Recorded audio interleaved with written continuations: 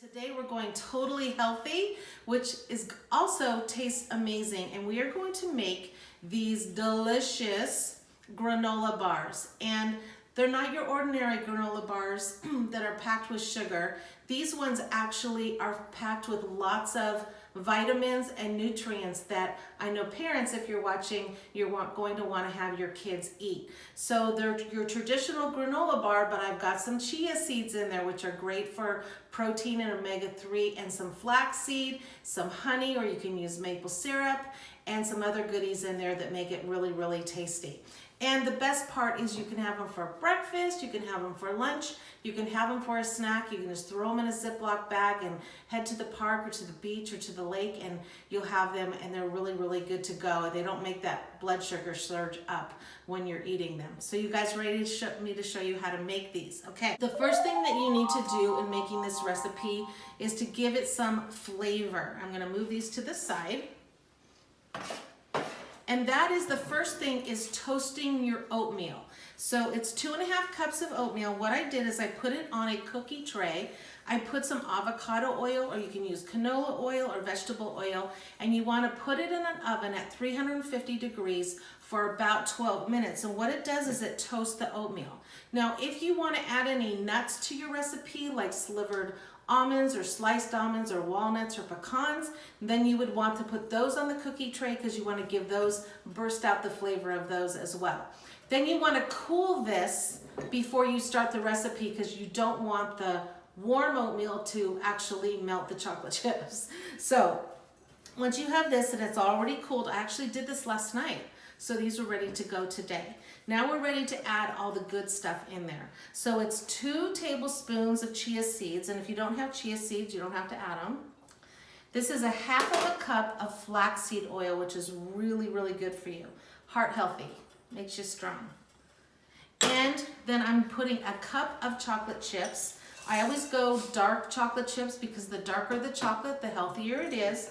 And you're going to just mix those together. Now, one of the things that you notice in the recipes is you can do options. So I'm not adding the sliced almonds in this, but I am adding an option, which is about 1 cup of dried cranberries. That's just going to give it some more flavors, some more nutrients, and also makes it look pretty. So we're going to set that aside. And now I'm going to get another bowl, because now we're going to put together our wet ingredients.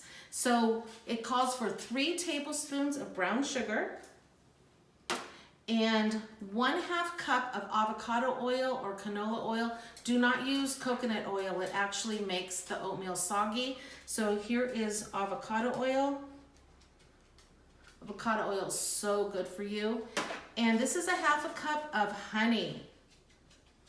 But you can substitute it for maple syrup, agave, anything that's going to create that binding when it mixes with the oatmeal. So honey, maple syrup, and I always use pure maple syrup. So good. Now we're going to do what's called just adding egg whites.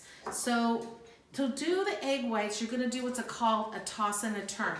And your parents can help you out with this. Now, if you get a little bit of yolk in it, that's okay. This is not like a meringue where you don't want any yolk in it. So we're just going to crack the egg. And then with our 2 thumbs, we're going to open it up. We're going to kind of toss. And you can see that egg white is going into the bowl, and then the egg yolk over here. You can save the egg yolks for maybe eggs later. Then go ahead and open it up, then toss.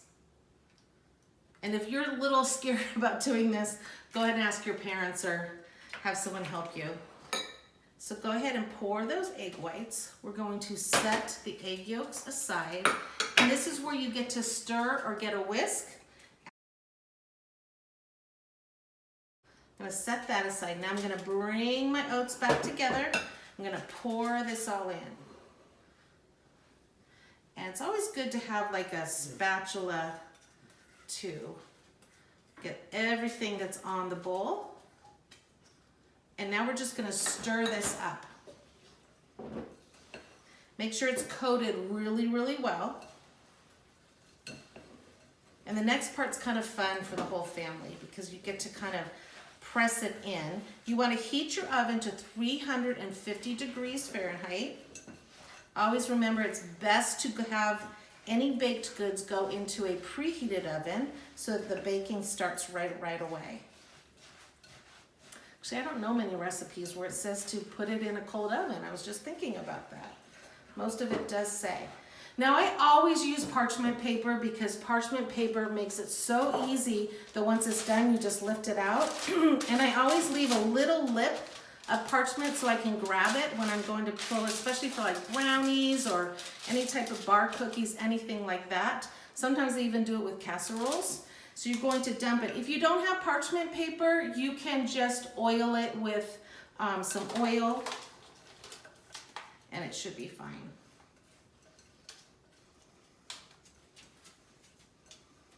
So now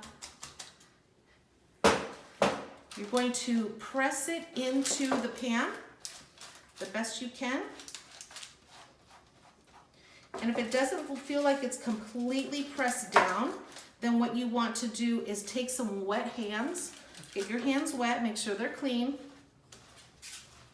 and you want to press it in really, really tight because you want to make sure that when it bakes that it all comes out. So just press it down, press, press, press.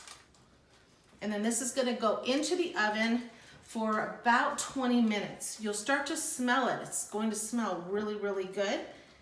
And then when it's all done, you're going to cool it, lift it out of the pan, and then with your parents' help, you're going to cut them into rectangles or squares or however you want. This is kind of a big piece. You can cut this in half, and they taste amazing.